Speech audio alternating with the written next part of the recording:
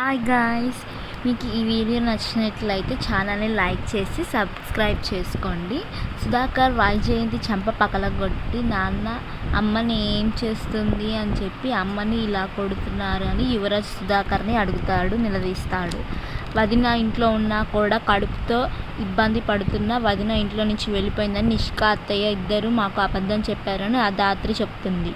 ఈ ఇంట్లో ఏం జరిగినా కూడా మమ్మల్ని తప్పు పట్టడం కూడా మీకు అలవాటే కదా నిషిక అంటుంది. దానితో వెంటనే కౌశికి నిషిక చంప పగలగొడుతుంది. అప్పుడు యువరాజ్ కింద పడుతున్న నిషికాని పట్టుకుంటాడు. ఏంటక్క నిషికాని ఇలా కొడుతున్నా అని అంటే అప్పుడు కౌశికి చాలా కోపంగా ఏంటి చెప్పు, నీ భార్య తప్పు చేసినా కూడా నువ్వు ఇంకా వెనకేసుకొస్తున్నావు.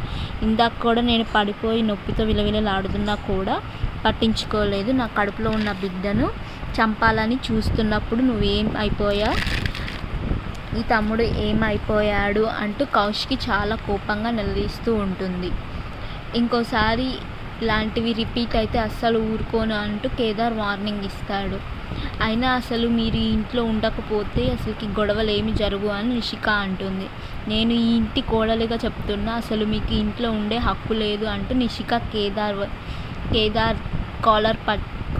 దగ్గరకు వచ్చి కాలర్ పట్టుకుంటుంది. వెంటనే దాత్రి నిషిక చేయి పట్టుకొని మెలిపెట్టి తిప్పి ఇంకోసారి కేదార్ కాలర్ పట్టుకోవాలన్న ఆలోచన వచ్చిన చంపి పారేస్తా అని దాత్రి నిషికకి వార్నింగ్ ఇస్తుంది. దానితో నిషిక ఇంకా కోపంగా రగిలిపోతూ ఉంటుంది.